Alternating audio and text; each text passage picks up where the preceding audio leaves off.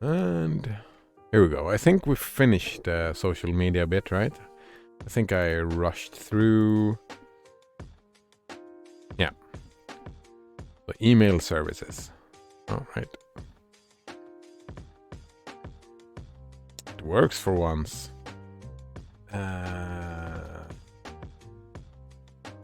What is it called again? Just chatting, right?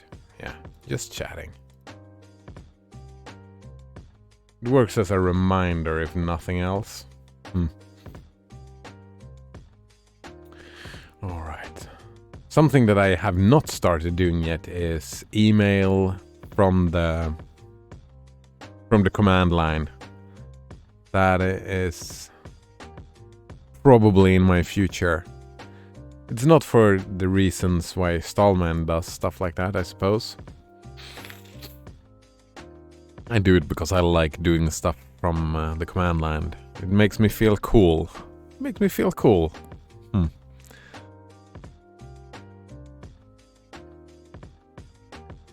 Blasphemous says, there are way too many people playing games in just chatting. It makes it hard to find people that are just chatting. I haven't explored myself, but I would assume if you wanted to find someone to talk to or someone that talks a lot, maybe they end up in games and just chatting. I was considering it, right? Just always being on just chatting, but I feel that it's a disservice because I'm not always only chatting. We chat a little bit, and then we take a little break, and then we chat some more. I suppose. Christmas with Cox? Funny name. Alright. Email service. Blasphemous says, well, you tend to stop what you're doing to just chat if something comes up. Yeah. That's the main reason I'm here, right? But I am also a reactionary. I'm not generating. Oh, fucking Christmas! I'm not generating discourse all by my lonesome. I'm usually reacting to something else. Yeah, but I stop what I'm doing and just chat. I like that. I like chatting. Alright, so email service. People sometimes ask me to recommend an email service. The two ethical issues for an email service are... I disagree with his language a little bit, right? The thing that I take an issue with is... he often talks about ethics when he's actually just spouting political views. He's not having an ethical issues for me, it's not for an email service. It is for him, right? The ethical issues he has with an email service, if we put it that way. All right. Whether you can use it without running any non-free software, including non-free JavaScript code from the site, and 2, whether it respects your privacy. For issue 1, see the FSF Free Software Foundation page. What's that about then? This page is a place to find and share resources for people interested in doing their email on the web without compromising their freedom. Alright, on issue 2, I have no way to verify that any email service is satisfactory. Therefore, I have no recommendation to offer. However, I can suggest that it may be wise to use an email service that is not connected with your search engine. That way you can be almost sure that your email contents don't influence your search results. You shouldn't identify yourself to your search engine in any case.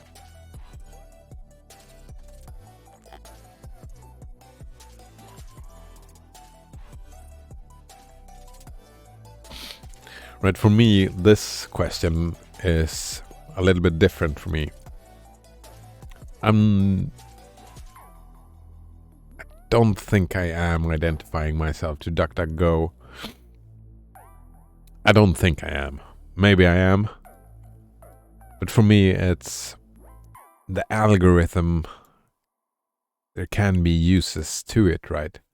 No, man, fuck. No. Damn filter bubbles. If they did a good job in picking out stuff for an individual, then I could see the usages. But that's theoretical, right? I could see a theoretical search engine. Actually, what would make more sense would be like an AI assistant. Blasphema says, I agree about not trusting any email service. There is no way of knowing if their source code is the same they are using on the server. I mean, you can make your own email, but I've heard that that is super annoying. That you can just set up your own.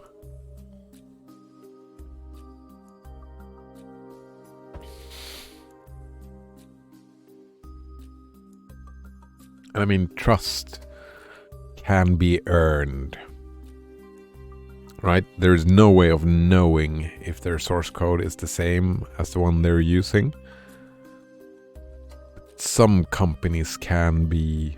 I mean, trust is something you give someone, right?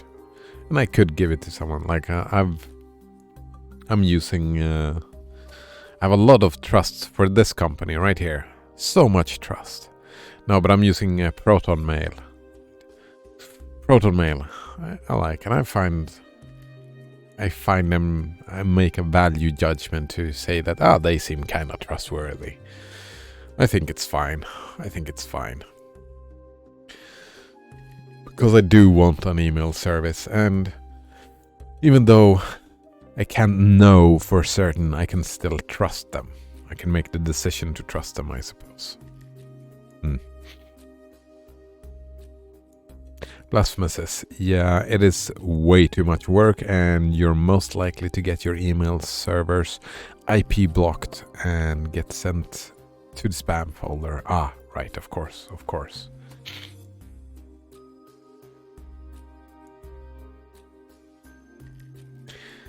That's not necessarily a bad thing. Blocked is bad, right? Sent to the spam folder, though. I mean, thinking about if people want to read the mail I sent to them, then it's in their interest to receive it. And if they can't receive some FSF,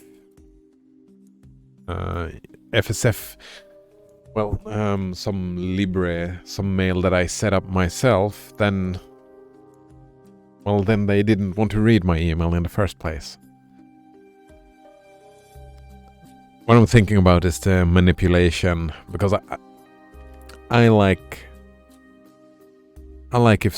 would like to see society move to a more Stallman-y approach to internet in general. Right, so parts of me, like, I'm probably getting rid of Discord soon as well. But if people wants to talk to me, they can talk to me through one of these programs, open source programs. Like if they want help with the computer, like if somebody has computer issues, because I'm the one in the family, right? I'm the one. If there's a computer issue, you come to me. I'm like, yeah, sure, I can install Linux for you. That's no problem. I'll install some Linux, some Manjaro. Make your computer better. Stuff like that. I'm not such a hard ass. I installed Manjaro for my aunt. And for some reason, a lot of other people have stopped asking me for help. I don't know why. I think I scare them. I think I scare them. However, I can, let's see. Oh, right, here we go. Programming languages. The most powerful programming language is Lisp. If you don't know Lisp or its variant, Scheme, you don't know what it means for a programming language to be powerful and elegant. Once you learn Lisp, you will see what is lacking in most other languages. Wow. That is a hard line. I don't know anything about Lisp. I don't know anything about Lisp. Should I learn Lisp? Unlike most languages today, which are focused on defining specialized data types, Lisp provides a few data types which are general instead of defining specific types. You build structures from these types. Thus, rather than offering a way to define a list of this type and a list of that type, Lisp has one type of lists which can hold any sort of data. Let's see. Blasphemous says Gemini and Gopher are what I'd prefer websites to be like, so they are easily viewed in the text-based browsers. Wait, what is this? I mean, I've seen... yeah, right. Yeah, I've seen these things. I like them. I do like JavaScript, though, in some situations.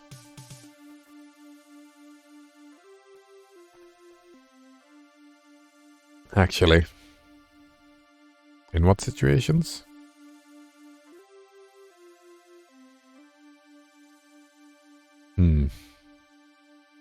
Non-invasive JavaScript is okay. Yeah, right. I don't like being invaded. Colgate on Tab says, I know some Rust advocates. They are very good at finding ways to change any discussions topic to Rust. Alright. Rust, eh? Rust is the Mozilla one, right? This dude loves his Lisp, though. Where other languages allow you to define a function to search a list of this, and sometimes a way to define a generic list search function, you can instantiate for a list of this. Lisp makes it easy to write a function that will search any list, and provides a range of such functions. Oh man, this was a little bit annoying, wasn't it?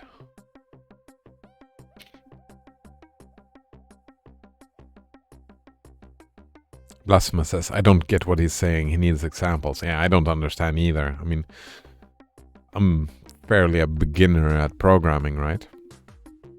In addition, functions and expressions in Lisp are represented as data in a way that makes it easier to operate on them. When you start a Lisp system, it enters a read, eval, print loop. Read, evaluate, print loop. Most other languages have nothing comparable to read. Yeah, they do. Well, nothing comparable to eval and nothing comparable to print. What gaping deficiencies. But you grab stuff from input and you write output. But isn't that what all languages do? What is he talking about? I don't understand. Why I love the power of Lisp, I'm not a devotee of... oh, it's a functional programming language. Alright. I've heard a lot of good things about functional programming languages. I see nothing bad about side effects, and I do not make efforts to avoid them unless there's a practical reason. There is code that is natural to write in a functional way, and code that is more natural with side effects. I do not campaign about these questions, I limit my campaigning to issues of freedom and justice. Justice, eh? Such as to eliminate non-free software from the world.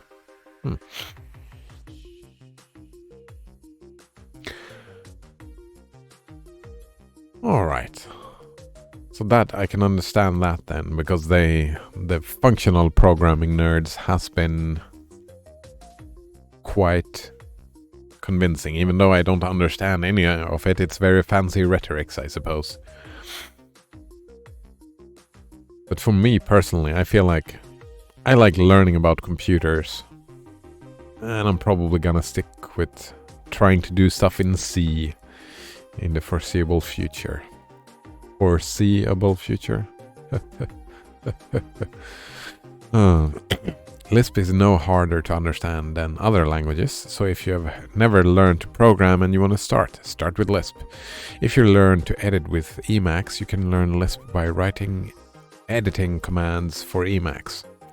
You can use the introduction to programming in Emacs Lisp to learn with. It is free as in freedom. And you can order printed copies from the Free Software Foundation.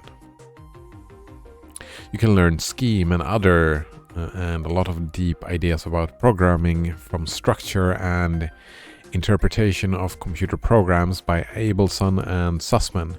That book is now free Libre, although the printed copies do not say so. Please do not buy books or anything from Amazon.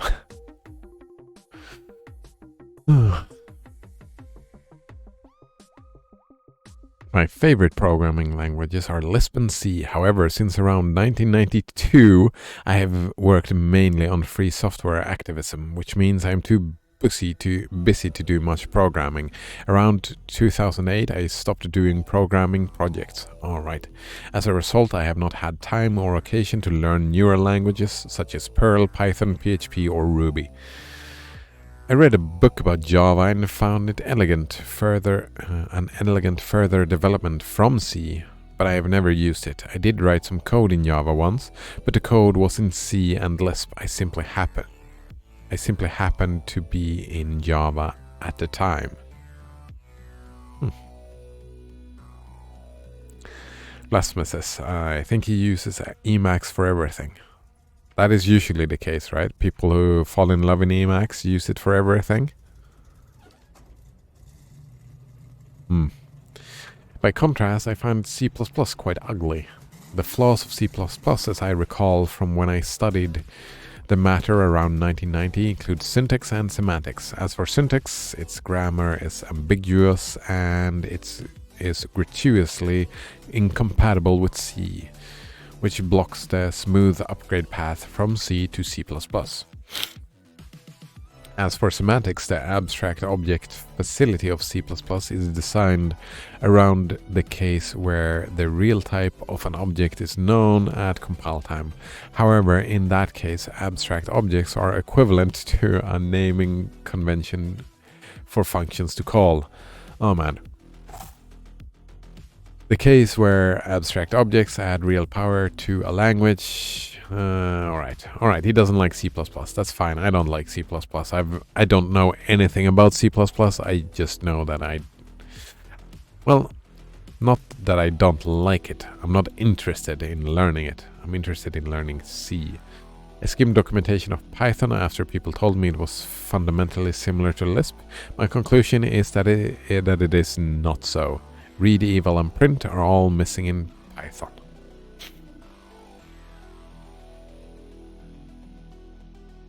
Alright, so read, eval, print, Lisp. Can we get like... Here we go.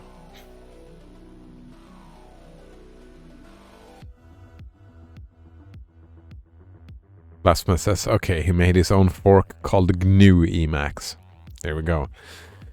Alright, a read, eval, print loop, REPL, also termed interactive top-level or language shell, is a simple interactive computer programming environment that takes single user inputs, executes them, and returns the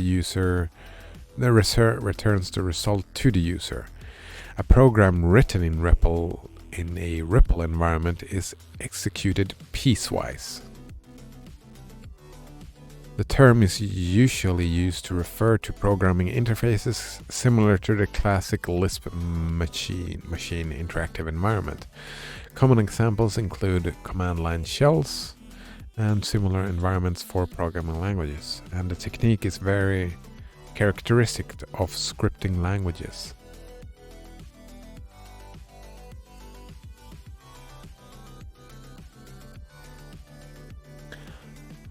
So it's more like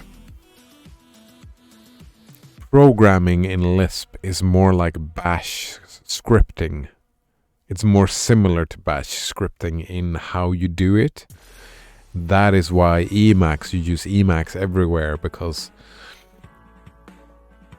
if you do everything like you do Bash, then you just need a terminal for that, and Emacs is that. Like command line shell.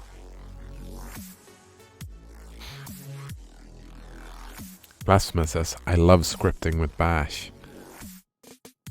I mean, me too, right? I get the same feeling like this. So doing all you like, Bash it's more of a tool. It's not like a programming language in that sense. It's more like a tool that you use to get stuff done. While Lisp then is a programming language that you use to get stuff done. Blasphemous says, might be interesting to learn. Yeah, it's like, sounds super fucking, and all the hype about Emacs makes sense then, right?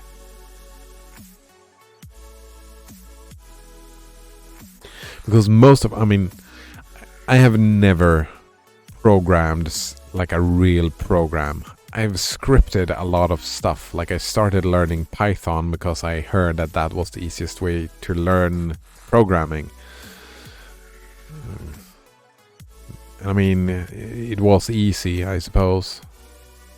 But I kind of feel like it was a mistake. I should have started with C. But this sounds more like up my alley. Getting stuff done in...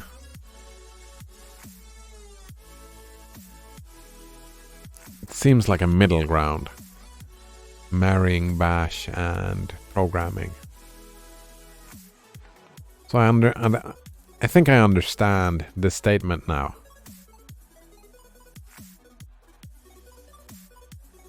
It's for personal uses, right? And that's why this is about, right? It's about his personal uses. For him and his personal uses, this is the most powerful programming language. Because you don't compare it to C or Python or this and that. You compare it to Bash or Fish or ZS C shell, right? C shell. That becomes super fucking interesting then. All right. And I get this point. Right? Bash has this. None of the other program has this, but Bash has this. Blasphemous says, for sites I visit frequently, I have scripts that scrape main text when I open them with my RSS feed reader. Nice. Now, I've been thinking along those terms as well. Doing more stuff like that. I wonder how...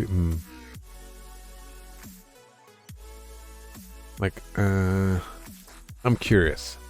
What about like curl Lisp? If we just search for those together.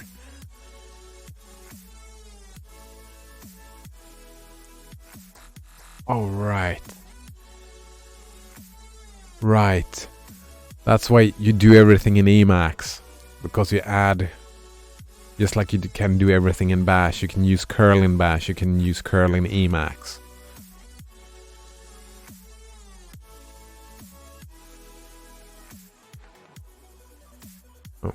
Where are we? So all the things you do in Bash, you can do in Emacs. Oh man. I think I have a new project on the line. The next thing to do, like, I burnt out on Gentoo, right? So I was not in the mood for NixOS. So now I've just been slow watching YouTube. But something else to do in the afternoons, evenings.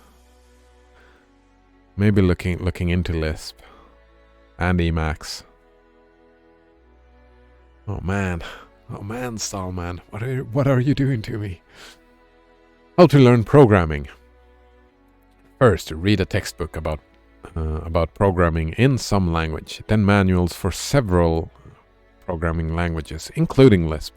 If this makes natural, intuitive sense to you, it doesn't. That indicates your mind is well adapted towards programming. It's not.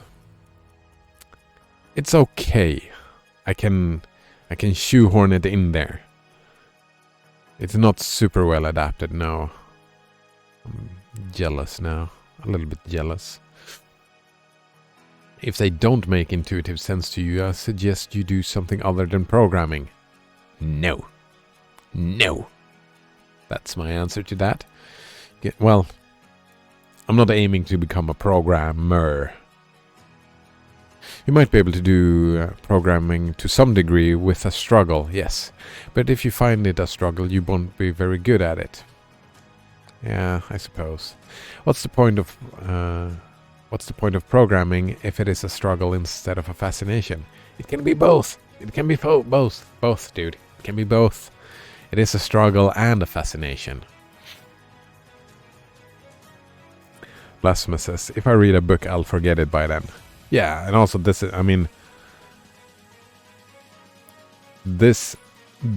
Stallman is not an authority on this, right? Stallman is not a teacher.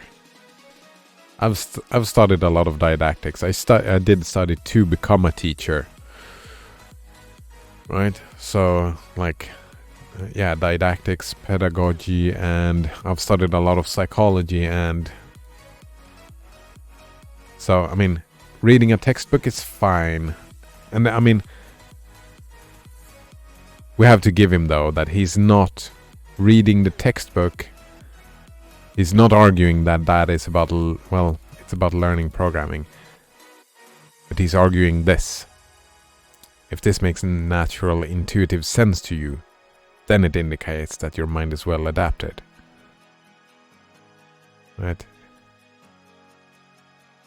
This is like, do this first and then you learn programming.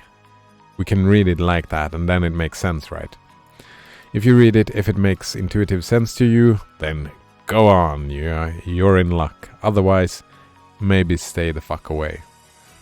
I'm not following that advice, of course. I'll forget the book as well, right? That's not how I work. Learning by doing is often the best approach to learning.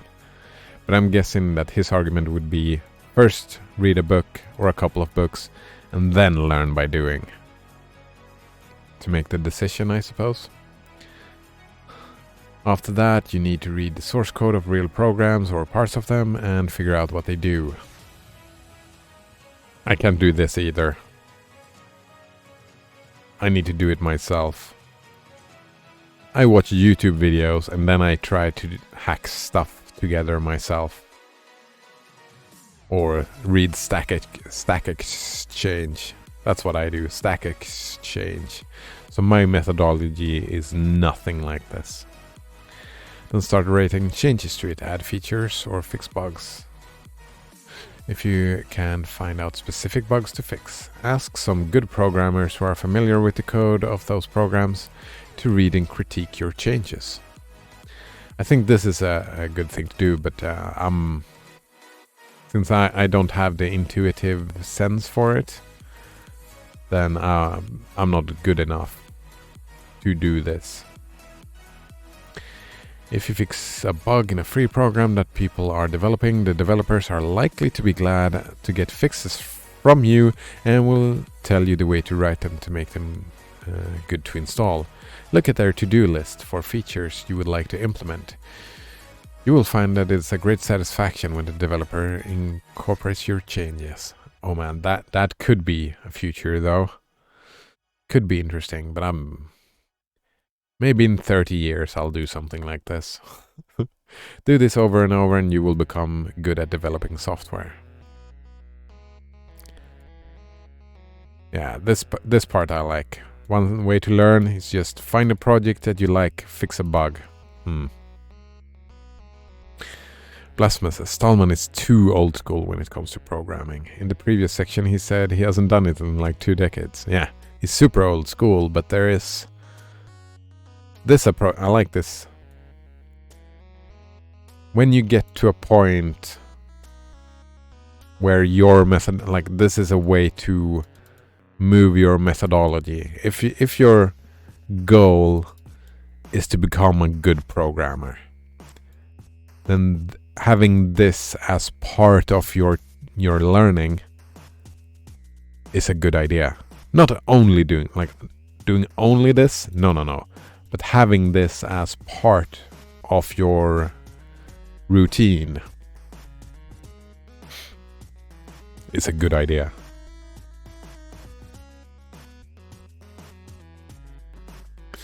If you want to develop software. But I'm pretty sure that I don't want to develop software. I might want to make a game sometime in the future. But maybe you can play that game from the command line. I don't know. I mean, I've made tic-tac-toe. That's easy enough. I don't know. Blasphemous says, I just want to automate my own tasks. I want to automate some tasks. Like, I do love automation. I do love that game that I've been playing now for a couple of weeks.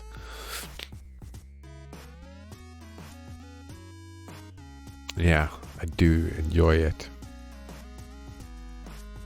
But it's more about learning how the computer works. Yeah. I like the power it gives me. Not social, political, but the power over the machine. I like having power over the machine. I like learning how the machine thinks. And by learning that, I gain power over it, rather than it having power over me. I think that is one of my main motivations. Right? Rather than developing software. Which makes Lisp. He's making a good argument for looking into Lisp and Emacs. Blasphemous says, yeah, right. Just wanted to automate my own tasks. Right, yeah. Please use your programming capability only for good, not for evil. Yeah, he's very black and white. Don't develop non-free software or service as a software substitute. I would probably service as a software substitute.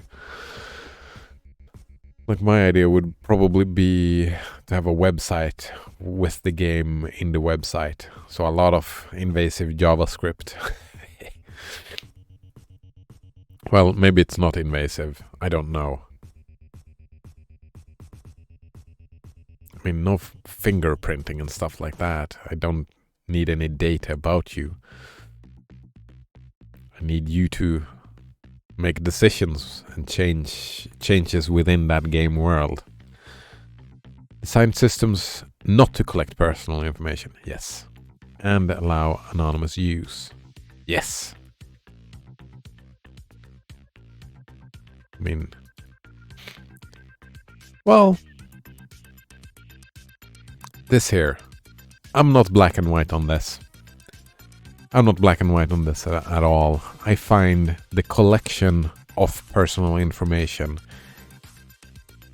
is super fucking useful. It is a tool.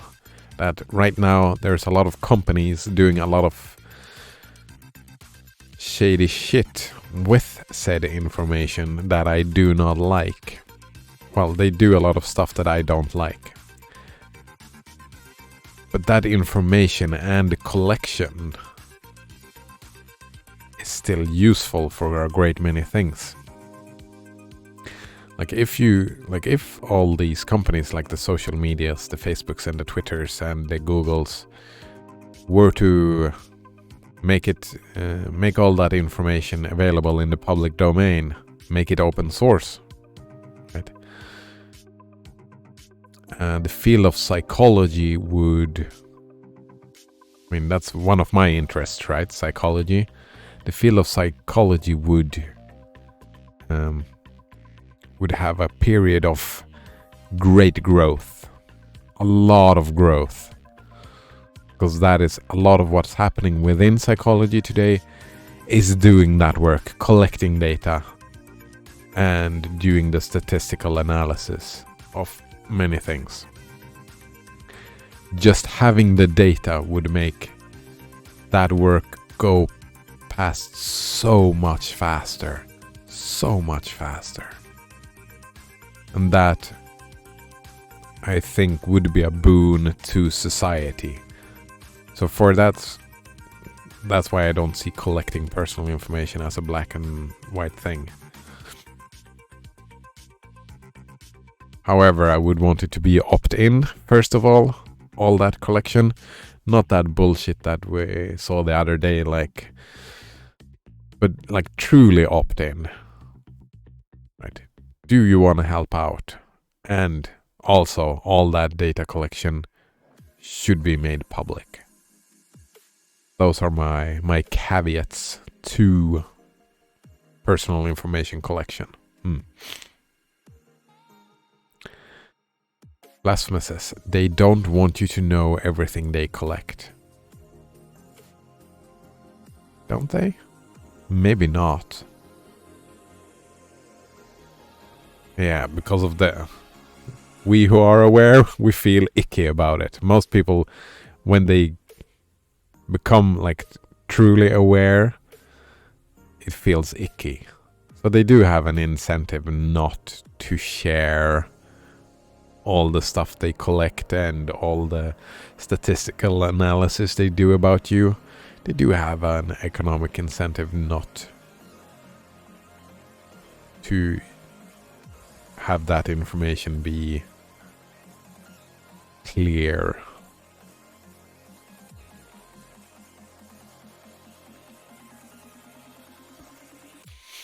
But yeah, I don't like that attitude. It does not follow along with the... it's such a big societal thing, right? It's such a big societal thing. It's part of society. They're doing statistical analysis on everybody. So it's about everybody, which makes it a political question, right? And doing political decisions in the darkness, I'm not for that. I'm for increasement of democracy. If you want to do these things and collect these things, argue your case into the open. Don't be a coward. Don't hide in the shadows. I mean, you see the uses of the information, right? The Googles and the Facebooks and the Twitters and the whatnots, they do see the uses. They see the benefits that it can provide. Argue that, and make it public. Don't be a dick. Alright, non-free software issues. I firmly refuse to install non-free software or tolerate its installed presence on my computer or on computers set up for me.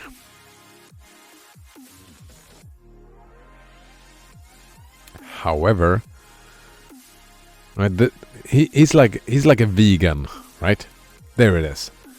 Stallman is like a vegan. everything has to be this. Extremists. Oh, well, an extremist vegan. He's an extremist free software user. And I mean, again, as long as he's not hurting anyone, that's fine. And also, he's not arguing for us to do this. I don't think he has done that a single time, argued that you should do this.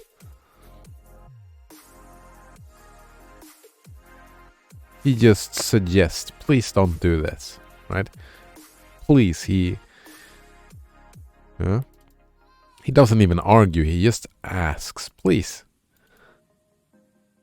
He doesn't even tell us what, well, he does tell us what good and evil is. Don't develop non-free software.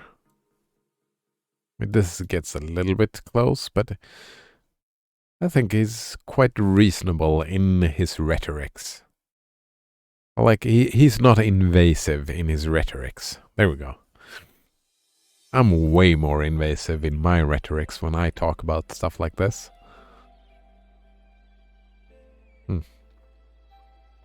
If I'm visiting somewhere and the machines available nearby happen to contain non-free software, though no doing of mine, I don't refuse to touch them. I will use them briefly for tasks such as browsing. This limited usage doesn't give my assent to the software's license or make me responsible. It's being present on the computer, or make me the possessor of a copy of it. So I don't see any ethical obligation to refrain from this. I agree. Of course, I explained to the local people why they should migrate the machines to free software, but I don't push them hard. Yeah, exactly. Just what I said. He don't push hard, because annoying them is not the way to convince them. Exactly. Nice.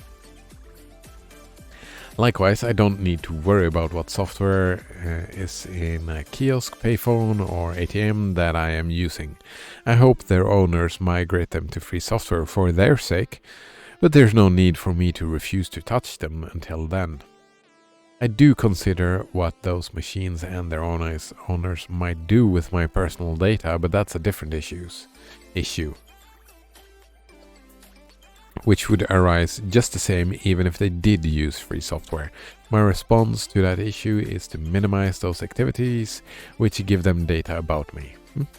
That's my point about using a machine once in a while. If I were to use it for an hour every day, that would no longer be once in a while. It would be regular use. At that point, I would start to feel a heavy hand of any non-free software in that computer, and feel the duty to arrange to use a liberated computer instead. Likewise, if I were to ask or lead someone to set up a computer for me to use, that would make me ethically responsible for its software load. In such a case, I insist on free software, just as if the machine were my own property. As for microwave ovens and other applications, if updating software is not a normal part of use of the device, then it is not a computer. In that case, I think the user need not take cognizance whether the device contains a processor or software, or is it built in some other way. However, if it has an update firmware button, that means installing different software is a normal part of use, so it is a computer. I'd never thought about it in that sense, but yeah, I suppose that makes sense. Blasphemous says Stallman would not approve of Steam. No, he would not. I don't even think he would approve. No, he would not approve of any of them. Like, you buy for something online, you have to give your identity. That's not acceptable to him. Skype or any non-free, non-interoperable communication program is a special case because of its network effect. Using Skype to talk to someone else who's using Skype is encouraging the other to use non-free software. Wait. Using Skype to talk with someone else who is using Skype is encouraging the other to use non-free software. Doing so regularly is pressuring the other to use... Yeah. So I refuse to use Skype under any circumstance. That's what I was talking about, right? Moving in that direction. Streaming medias and DRM issues.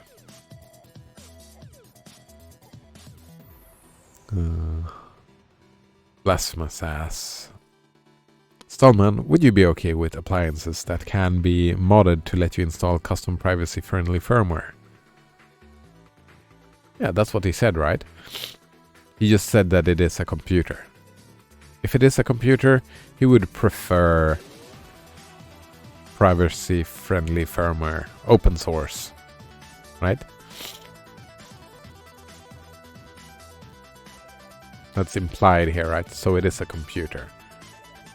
If it's updating software, then free software. Pretty please.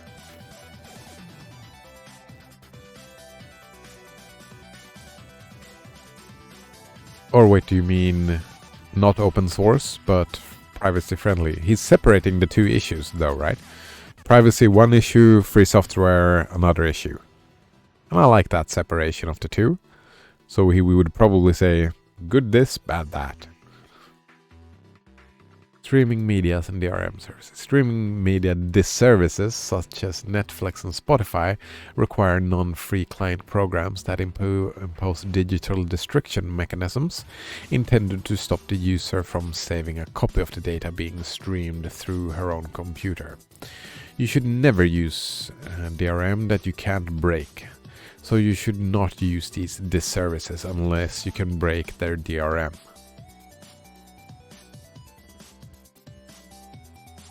Blasphemous says it can't be privacy friendly without being open source. Good point. Good point indeed. Stallman tells us that we should break all DRM. No, that's not what he said. He said you shouldn't use the DRM where you can't break, so maybe all DRMs. We would probably be in favor of good old games. GOG.com. Well, it's not, but that's not streaming services though. That's not a streaming service, it's a different thing. But yeah, breaking DRM. DRM are I don't know.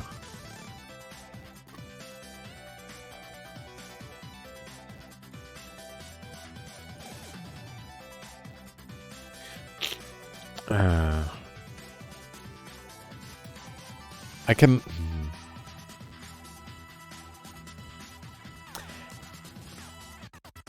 I appreciated what Netflix and Spotify almost managed, maybe has managed, and Netflix is trying to do, and I would prefer them moving towards open sourcey stuff. But I would want a database with all of the stuff. All of the movies, all of the series, all of the music, all of the theater plays. I would want one application or one interface for all of it. And Netflix were going that direction, but then all the other services came and they started monopolizing which shows can end up where, and a lot of disservicey stuff, DRM stuff, copyright bullshit. Like the idea from the start from Spotify was like a solution. People want easy access to all the music.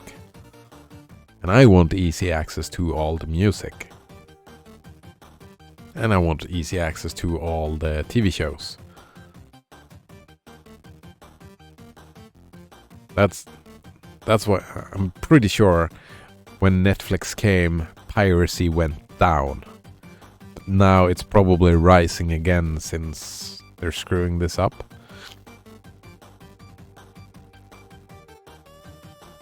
Wait, of course it won't work on Linux? Wait. Sure they do. Netflix.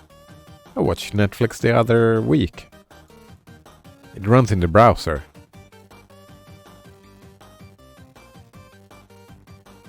Spotify runs in the browser as well, I think. Some streaming sites won't work. Oh, I didn't know. Oh, look at that. That's some bullshit. An additional injustice to these and other streaming clients programs is that they impose unjust contracts, EULAs, which restrict the user more strictly than copyright law itself. I do not agree to EULAs, period, and urge you to join me in rejecting them. Oh man, I wish I could. I wish I could. I wish I could. But no. Like, just like with the vegetarians, I don't eat a lot of meat. I don't agree to a lot of EULAs. And moving in that direction and urging other in moving in that direction is enough for me. Just, start using DuckDuckGo instead of Google. Just do that. I don't know.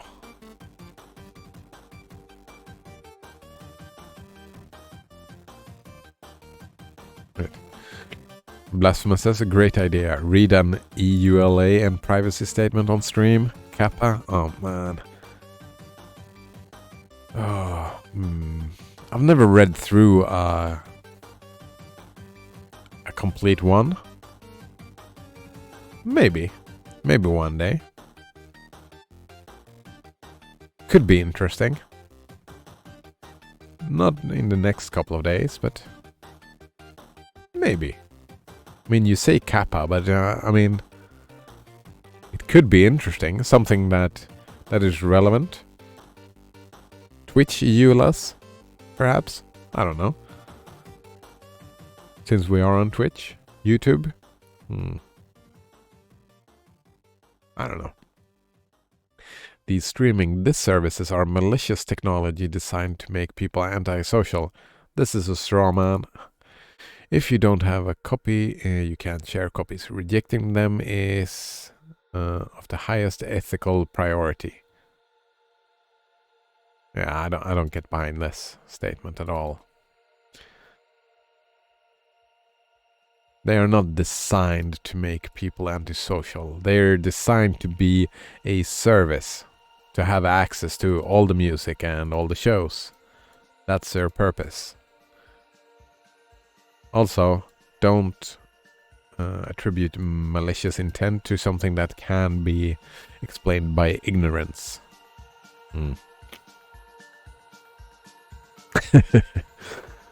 Blasphemous says, don't read Twitches, we'll have to leave. Alright. Yeah, let's skip that. I think I would get bored. Like, legal jargon is boring. Could be fun. Maybe someday we'll be in the mood.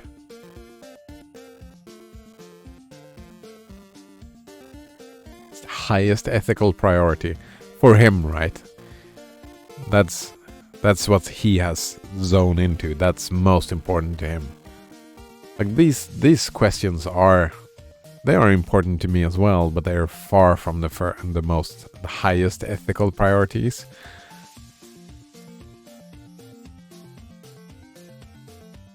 I mean, for me, probably the issues that I come back to over and over are like teaching ethics themselves, dealing with automation, like catching up our social structures to our mechanical structures. Catching up, right? We're behind on our social structures. And the environment. I would say those are for me, most highest priorities stuff. One way of catching up is by open sourcing stuff, I suppose, but a friend one asked me to watch a video with her that she was going to display on her computer using Netflix. I declined, saying that Netflix... So, did you chill? Did you skip the Netflix and only do the chill, Stallman? Is that what happened? I declined, saying that Netflix was such a threat to freedom that I could not treat it as anything but an enemy. Yeah, I can't get behind that. Out. Damned Spotify. Click off Netflix. Oof. Every product with DRM is an attack on your freedom.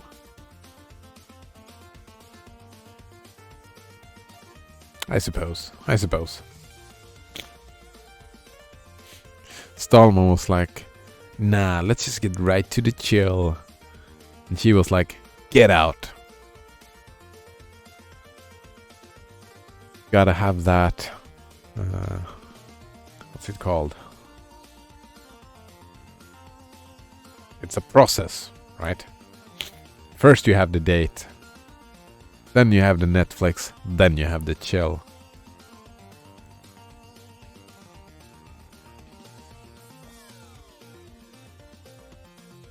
We have it good, we don't have to go out dancing anymore. We men. We can make it easier than that. Just going out, having dinner is enough. I've actually been thinking about... Like, that's one of the things that I've been thinking about in connection to that Academy of Ideas thing. About not being afraid of what people think. I'm a terrible dancer and I was super afraid of people growing up, so I never learned how to dance. So maybe learning how to dance? But I would need a partner though, and I don't have one. So maybe go out dating, and then learning to dance together with a date. Because as far as I understand, well, it depends on the date, right? But a lot of women like dancing more than a lot of men. Blasphemous. Do people even date now with COVID? I mean, I think so. I don't know. I don't. But I've been bad at dating all my life. I haven't dated a lot. But I know I have some friends. Like I think he's at his third girlfriend since COVID started. So he's dating for sure. I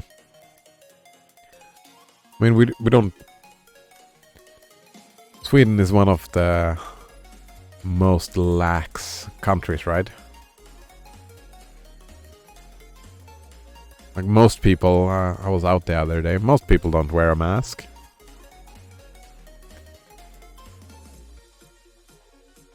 We stay at home a lot. We stay at home a lot and let that be the thing. And even that, like my sister, she got a cold. Before she got tested, she was over here. Which was kind of weird, I suppose. Like, other stuff takes priority sometimes.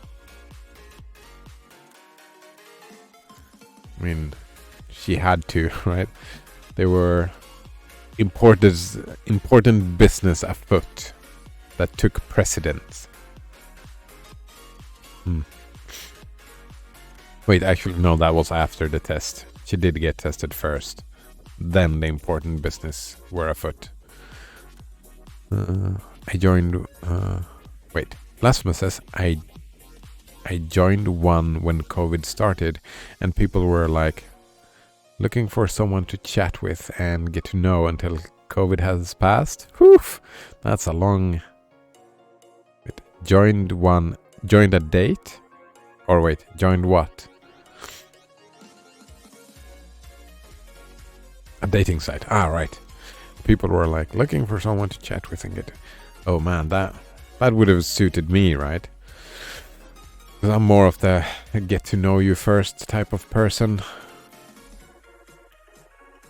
It takes time for me to getting to know people, I suppose. Therefore, one should not buy and tolerate any program product with DRM handcuffs unless one personally possesses the means to break the handcuffs. For instance, don't use encrypted DVDs unless you have DECSS or another comparable free program, and never use a Blu-ray disc unless you find a way to break its handcuffs. Don't use the Amazon swindle or other swindle. Nice. Nice. That's other ebook readers that tramples the reader's freedoms. Don't use music or video streaming services that impose DRM. If they require a non-free client program, it is probably for DRM or some sort of surveillance of its users. Yeah.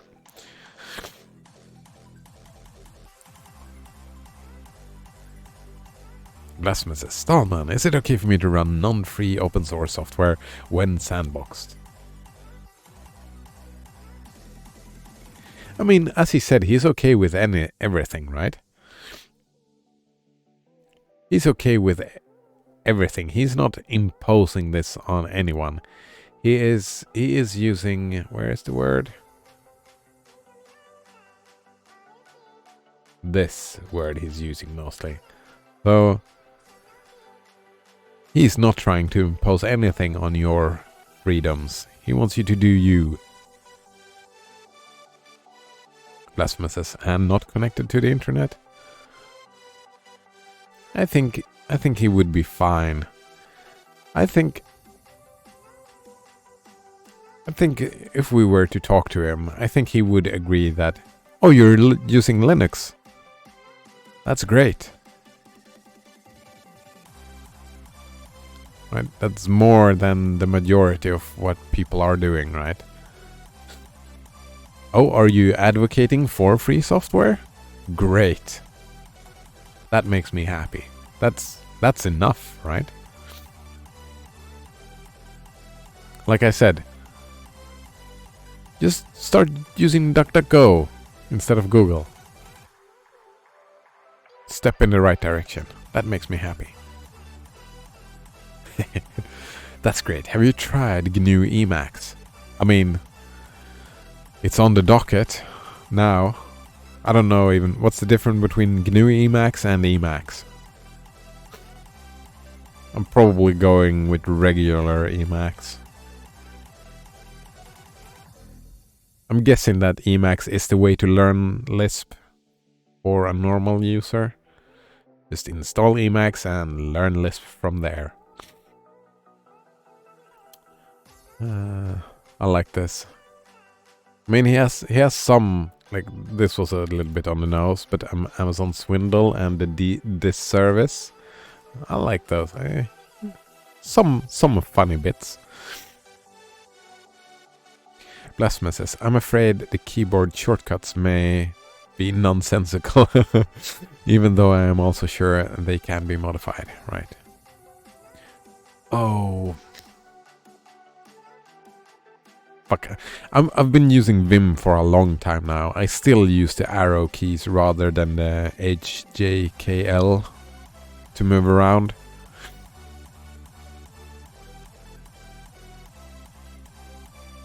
Yeah.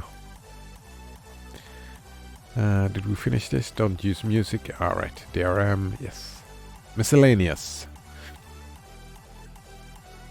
I never used Unix, not even for a minute, until I decided to develop a free replacement for it.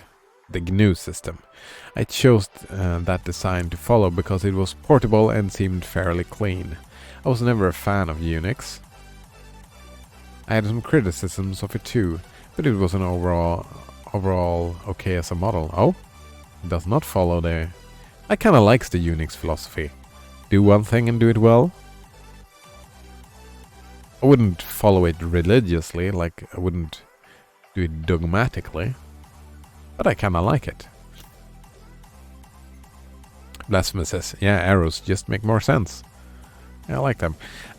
I can see how it becomes more efficient, but I'm not an efficient typer. I don't type a lot. But I understand that you do become more efficient by using the HJKL, but that's not me, so I'm fine with it as it was. Blasphemous says, at least change them to WASD and maybe more people would try using it. Stallman. Nice.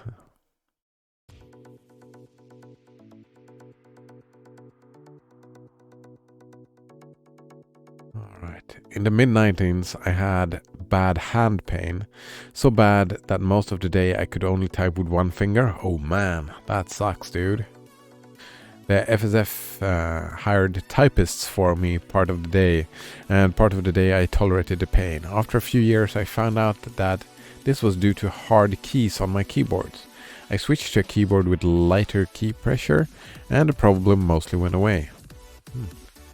My problem was not carpal tunnel syndrome. I avoid that by keeping my wrists pretty straight as I type. There are several kinds of hand injuries that can be caused by repetitive stress. Don't assume you have the one that you have heard of. Nice. You know what they say when you assume.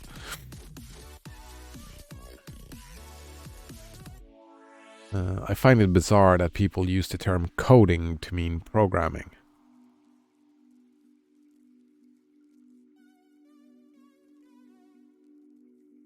I mean, aren't you writing code? For decades we used the word coding for the work of low-level staff in a business programming team. The designer would write a detailed flowchart and the coders would write the code to implement the flowchart. This is quite different from what we did do in the hacker community. With us, one person designs the program and writes its code as a single activity.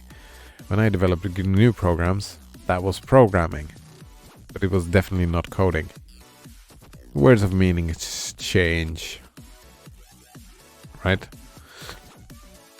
But now you don't have coders and programmers. Now you're doing both. So you can call it coding, you can call it programming. I'm guessing programming is more high level. Yeah, programming is figuring out what to type. Typing it down is coding. Right? So you're doing both. You're saying so yourself, right? You're doing both. Blasphemous says, in the mid-90s I had bad hand pain, but the doctor I went to visit was using a non-free open source OS. So I left and I've been dealing with the pain ever since. Oh man. Right. Extremism can be funny. Since I don't think the recent fad for coding is an improvement, I've decided not to adopt it. That's fine. I don't use the term coding, except if I were talking about the business programming team which has coders. Why I coined the term POSIX? Oh. POSIX is Stallman then. I didn't know. I've just heard it.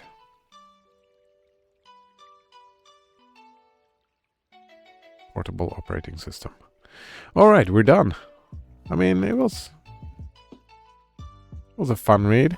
I've got a little bit of insight into the mind of Stallman. And good timing. Only 6 minutes over. Yeah, done just in time for lunch. Congrats, says Colgate Innotab. Thank you.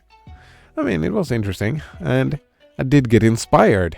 I didn't think I would, but I did get inspired. Alright, so that's it. I got inspired. Gotta try Emacs now, damn it. It's gonna be fun, probably. Lisp sounds interesting. It sounds super fucking interesting. I might even do something. Check it out today. Maybe. I don't know.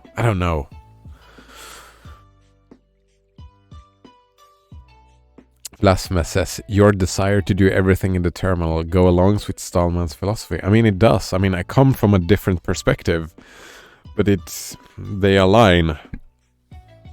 They align.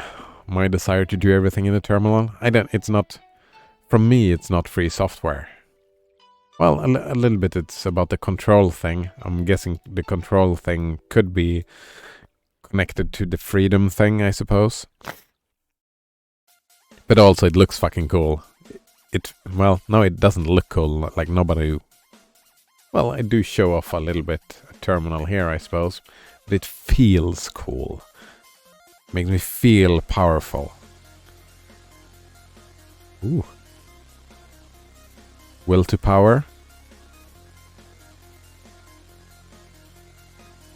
Does it fulfill a need or don't it? Good question. Blasphemous says, learn Emacs in the second half of the show tomorrow.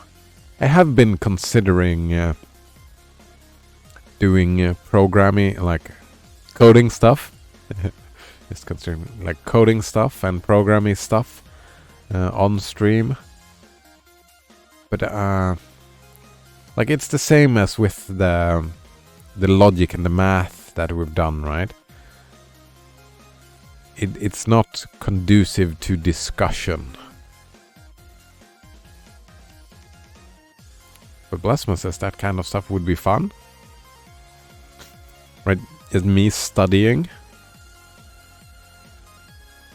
Would that be fun? I mean, I suppose maybe.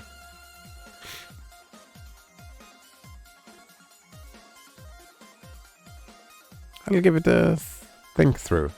I mean, it's because it's not really time for discussion, right?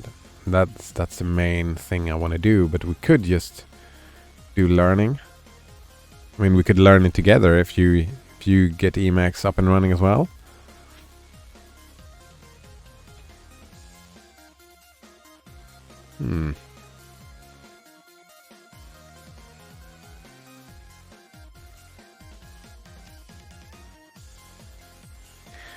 I'll give it a think. I'm not sure I would enjoy it.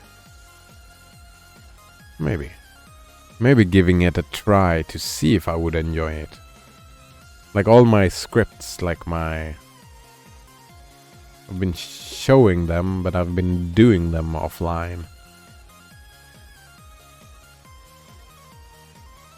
Because that would be... actually, because I have been considering... I think it's a Factorio thing, but considering doing... like I'm streaming mornings now, up until lunch, and then maybe evenings after my dinner, streaming a couple of hours in the evenings as well. That would be a spot for doing other things, like coding perhaps. So maybe I'll... yeah, if I can't wait, I'll do some Emacsy stuff tonight, and then maybe second bit of the stream doing some Emacs and some Lisp learning.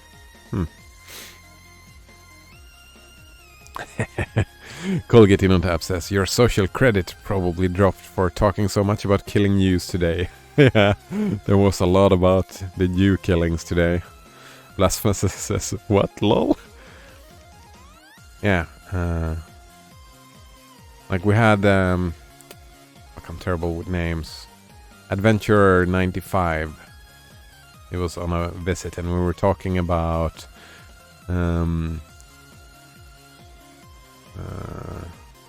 yeah, we're talking about the Nazis, and what's it called? Hume's guillotine, right? He had a lot of arguments that made a lot of assumptions about some moralities being better. Like he made arguments that, right, I think that was what triggered it. What triggered me, got me going, was he made arguments for allowing some people to be parents and some people not being parents. And that I compared that to genocide. What they're doing in China now with the Uyghur Muslims, the sterilizations. So therefore I moved it into the genocide discussion, and therefore Nazis, Jews. And we were talking about how people can think those things are good. That didn't really compute for him at first. I don't think. Blasphemous says, oh, that guy was in here right before I came in. He sounded a little alt-right. No, I think he read the joke, right? He ended up with...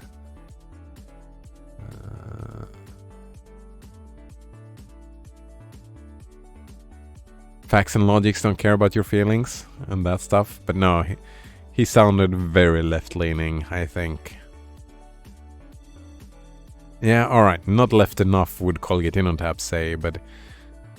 yeah, I would say socialist rather than communist, probably. Blasphemous says, oh, I saw something about the libtards. Yeah, yeah, he was mocking them. But that... also, I was kind of rude to him. I had the moment to be rude, and I don't think even I apologized. I should have apologized. Because I compared him to a fascist when he did the argument for deciding who should be parents and not parents. And that was ugly rhetoric on my part. I mean, I was kidding around a little bit, but it was also a bit mean from my part. Shouldn't have done that. But oh well. We're not perfect, none of us. It was an interesting discussion. And alright, so maybe some Lisp tomorrow. But that will mean that we will postpone Kaczynski even more. Oh, it still works. We will postpone Kaczynski even more. Which is fine. I'm guessing you're in no rush, Blasphemous. I'm in no rush. Colgate-Innotab says, you did apologize for some straw mans, at least. Yeah, I did straw man him, right? Because in my mind, I was thinking about... I made a connection. He did not make the connection at first to the... what's it called again? Killing off a group of people. That was a connection I made, not him. And then I behaved like he had done it, and that was a straw man. I'm glad I caught it and stopped it.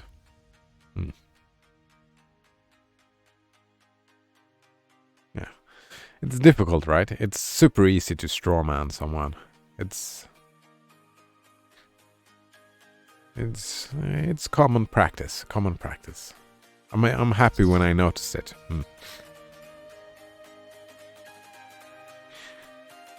He was discussing right to parent rather than right to reproduce. Yes, exactly. Exactly. Although I would say they're not equivalent, but they are fairly close by. Close discussions. But there is a significant difference to them. Ooh, right to parent. Ugh. Sounds gross. Sounds gross. Blasphemous says, I kind of agree with that, with how many shitty parents I've met. Oh man, so many shitty parents. So many shitty parents. The problem is, who makes the rules on who is allowed to do the parenting? Colgate-Innotab says, we do that in Finland. Do you? Really? Forced abortions? Or... actually, we kind of do that in Sweden as well. We take kids from their parents.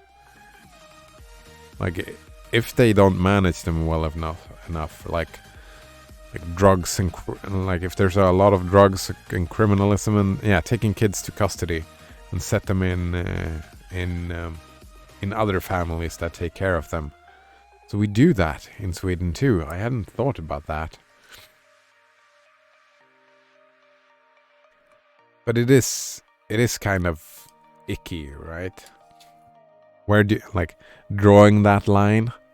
I mean, I wouldn't mind drawing that line myself, but having someone else draw the line, what is considered shitty parenting and whatnot, that I don't like that at all. Having our politicians move that line to be more streamlined. I mean, we do it now in extreme circumstances, right? When the child is in danger, right? Lasma says, at the same time, would you want the state raising kids? Exactly. They'll just end up just as messed up. More than school raising them. Colgatino Tab says, not necessarily. Yeah, not necessarily. As long as I agree with them. If I agree with their politics, the ones making the decisions. But I don't agree with most people's politics. So therefore, I would not. Like, look at it like this. What if we change society, that we start making more and more rules for parenting, so we let the state take more control and rules who is allowed to start becoming parents. And then the Nazis take over. And we have made their work for them. Right? That is what we have done. We've made their work for them. We've cut it out, like served it up on a platter for them. State is not inherently bad at raising kids. No, of course not. State is just bad in general. Oh. I mean, you can always improve. The problem with the state and schools is that kids need someone to love them. And the teacher cannot have that role. Right? That kids need love. Right? We're emotional beings. So the state is inherently bad at raising kids because the state does not love the child. Blasphemy says, I saw a statistic that in America, something like 85% of the people in prisons had been in foster care at some time. Ooh, that was way higher than I would have guessed. Oh, but I'm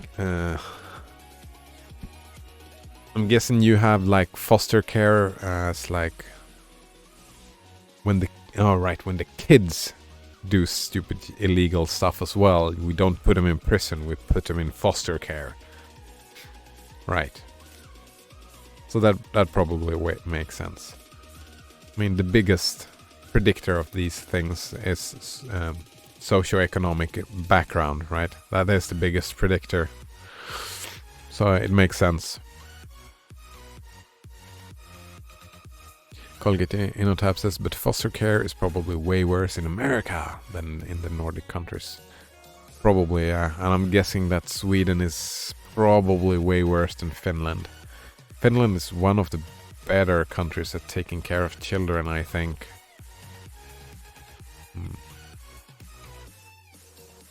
Blasphemy says, everything in the Nordic countries seems to sound better.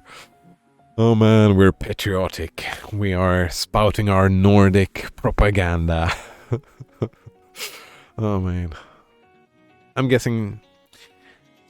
I think there are plenty of things that you would not like, Blasphemous, in the Nordic countries. A lot of stuff. We have way... The government is way more in our business, I think. It's not better for the bourgeoisies. I mean, Sweden has become a little bit of a tax haven. Maybe not the bourgeoisies, but the super fucking rich has it pretty nice in Sweden. Blasphemous says, I wouldn't like carrying around a digital ID on my phone. I mean, it's not required. You don't have to, and you can work around it fine. It just... I like it. I like it. And, good point. Yet. It's actually one thing. My mom felt forced. She just got it her last week and she was bitter about it. She didn't want it. But it was like she had enough troubles, and she is a computer illiterate. She don't know computers. She's terrible at them. So for her, she had enough problems so that she felt forced into it. So indeed yet. All right. So thanks for today. Maybe some Lisp tomorrow. I make no promises, but maybe some Lisp and Emacs. But for now, it is lunchtime, and then we'll see. Thanks for hanging out today and reading some Stallman with me, and see you next time. Cheers.